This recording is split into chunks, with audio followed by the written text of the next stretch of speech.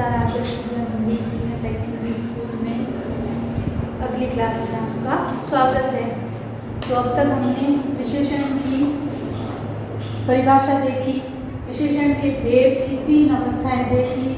चौथी अवस्था है संकेतवाचक विशेषण। इससे पहले हमने गुणवाचक, संख्यावाचक विशेषण और उसके बाद में उनका परिमाणवाचक विशेषण के बारे में और उनके भेदों के बारे में जानकारी ली थी। चौथा है संकेतवाचक विशेषण। अब देखिए, स्पष्ट हो रहा है कि जो शब्द संज्ञा और सर्वनाम की ओर संकेत करते हैं उन्हें संकेतवाचक विशेषण कहते हैं। तो संकेत करने वाले जो विशेषण शब्द हैं वे संकेतवाचक विशेषण कहलाएंगे और सर्वनाम शब्दों से बनने के कारण उन्हें सार्वनामिक विशेषण भी कहा जाता है। अब आप ये ध्यान में रखना कि कई बार जो हमारे प्रश्न पूछे जाते हैं उसमें संकेतवाचक विशेषण की जगह अगर आपको पूछा जाए कि सार्वनामिक विशेषण किसे कहते हैं उसकी परिभाषा दीजिए, तभी आपको ये संकेतवाचक विशेषण की ही परिभाषा देनी होगी। तो इसी को सर्वनामिक विशेषण कहते हैं और यह इसलिए क्योंकि इसमें सर्वनाम शब्दों से बनाए जाते हैं, इस कारण इन्हें सार्वनामिक विशेषण भी कहते हैं। और मुख्यतः इसके 4 उपभेद माने जाते हैं। कितने? 4 उपभेद माने जाते हैं। पहला है इसका निश्चित संख्यावाचक विशेषण।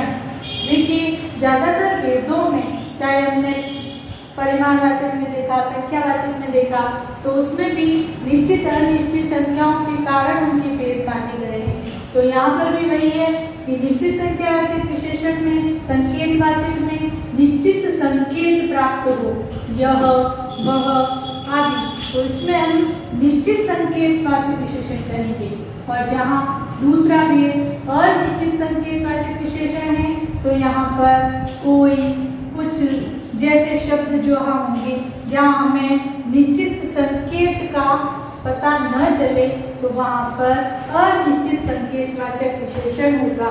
तीसरा है प्रश्नार्थक संकेतवाचक विशेषण, अर्थात प्रश्न की तरह संकेत किया जाए, प्रश्न की तरह सर्वनामिक शब्दों का प्रयोग किया जाए तो वहाँ पर प्रश्नार्थक संकेतवाचक विशेषण जैसे कौन, किस आदि। तो इसमें प्रश्न के रूप में जिन संकेतवाचक शब्दों का प्रयोग हुआ है इसलिए यहाँ पर प्रश्नार्थक संकेतवाचक विशेषण है। चौथा संबंध सूचक संकेतवाचक विशेषण। तो इसमें स्पष्ट है कि संबंध प्रकट करते हुए संकेत दिए जा रहे हैं। तो संबंध प्रकट करते हुए संकेत विशेषण के आधार पर जो जिस प्रकार के शब्द, तो वहाँ पर संबंध सूचक संकेतवाचक विशेषण होगा।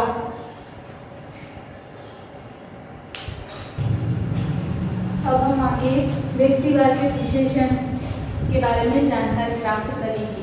विशेषण के आगे 4 जो भेद हमने पढ़े हैं उसके बाद में 5वां है व्यक्तिवाचक विशेषण। व्यक्तिवाचक विशेषण में क्या होता है? जो विशेषण व्यक्तिवाचक संज्ञाओं से बनते हैं, ठीक है, व्यक्तिवाचक संज्ञाओं से बनने वाले विशेषण उन्हें व्यक्तिवाचक विशेषण कहा जाता है। जैसे जयपुरी रजाई, इसमें जयपुरी जो शब्द है यह व्यक्तिवाचक विशेषण है। इसी प्रकार बीकानेरी भुजिया व्यक्तिवाचक विशेषण है। और कश्मीरी शेर, इसमें भी कश्मीरी शब्द जो है ये व्यक्तिवाचक विशेषण है।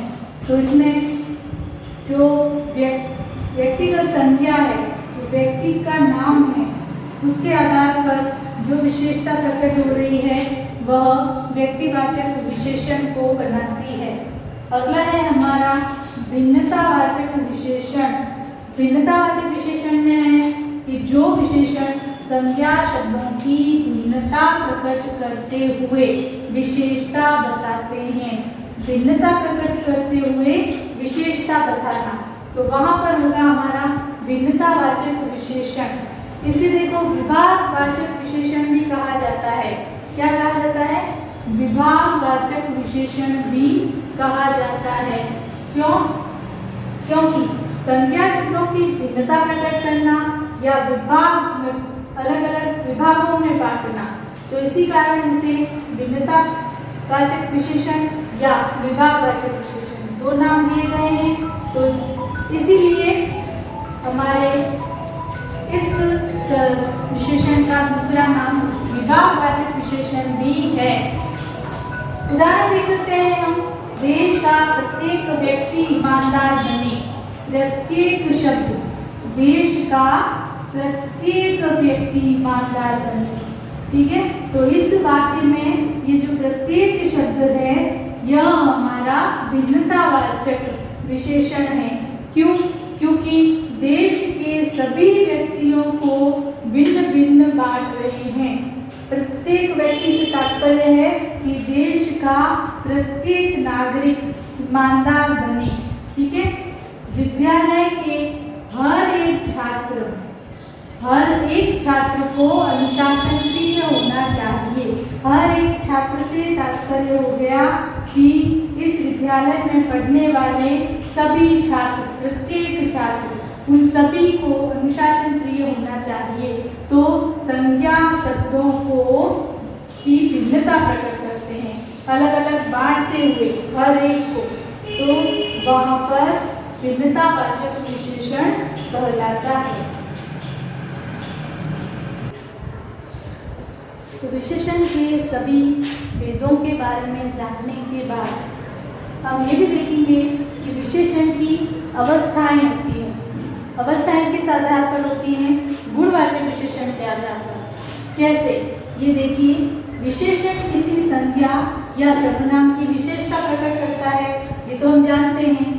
और जिनकी विशेषता बताई जाती है उनमें न्यूनाधिक्य होना स्वाभाविक है, यानी कम या अधिक होना स्वाभाविक होता है। इसी को तुलनात्मक दृष्टि से समझा जा सकता है। ठीक है, अब देखिए, साधारण भाषा में हम जैसे कहते हैं कि जब विशेषण के द्वारा किसी संज्ञा या सर्वनाम शब्द की विशेषता प्रकट की जाती है तो कोई अधिक श्रेष्ठ होगा तो कोई कम होगा। तो इसमें जो तुलना होगी उस तुलना करने की दृष्टि से हम विशेषण को तीन अवस्थाओं में बांट रहे हैं। कैसे? पहली है इसकी मूलावस्था। ठीक है, मूलावस्था ये विशेषण शब्द की मूल दशा होती है या मूल अवस्था होती है जिसमें वह सामान्य अवस्था में रहता है। शब्द की मूल दशा जिसमें वह सामान्य अवस्था में रहता है। और देखिए, मूलावस्था इसी को कहा जाता है। विशेषण शब्द जब अपनी सामान्य या मूल दशा में रहता है तो वहाँ मूलावस्था, जैसे लघु, प्रिय या श्रेष्ठ। ठीक है, कोई वस्तु किसी से कितनी लघु है यानी छोटी है, कोई व्यक्ति आपको किसी अन्य व्यक्ति से कितना प्रिय है वह, और कोई व्यक्ति किसी व्यक्ति से कितना श्रेष्ठ है वह सामान्य अवस्था है। ठीक है, दूसरी अवस्था है उत्तरावस्था। ठीक है, उत्तरावस्था में वस्तुओं की तुलना प्रारंभ होती है। ठीक है, तुलना कैसे? देखिए, वस्तुओं या व्यक्तियों की तुलना करके एक को दूसरे से कम या अधिक बताया जाता है। जैसे लघुत्तर, पहले तो लघु है, वह वस्तु उससे लघु है। ठीक है, और लघुत्तर यानी वह वस्तु उसके पास पड़ी वस्तु से लघुतर है। प्रियतर यानी कोई व्यक्ति अन्य व्यक्तियों में से प्रिय है। तीसरा श्रेष्ठतर कि कोई दो, जैसे कोई दो विद्यार्थी, तो उनमें हम श्रेष्ठ का मापदंड तय करते हैं, तो हम बताते हैं कि पहला दूसरे से श्रेष्ठतर है। ठीक है, फिर आ जाती है इसकी अंतिम और जो सबसे अंतिम जो इसकी अवस्था है वह है उत्तमावस्था। यहाँ क्या होता है? जहाँ एक वस्तु या व्यक्ति को अनेक से तुलना करके सबसे अधिक बताया जाता है या सबसे कम बताया जाता है। ठीक है, तो यह अंतिम अवस्था आ जाती है कि विशेषण की सबसे पहली अवस्था जिसमें वह अपनी मूल दशा में रहता है, दूसरी अवस्था में उसको दो में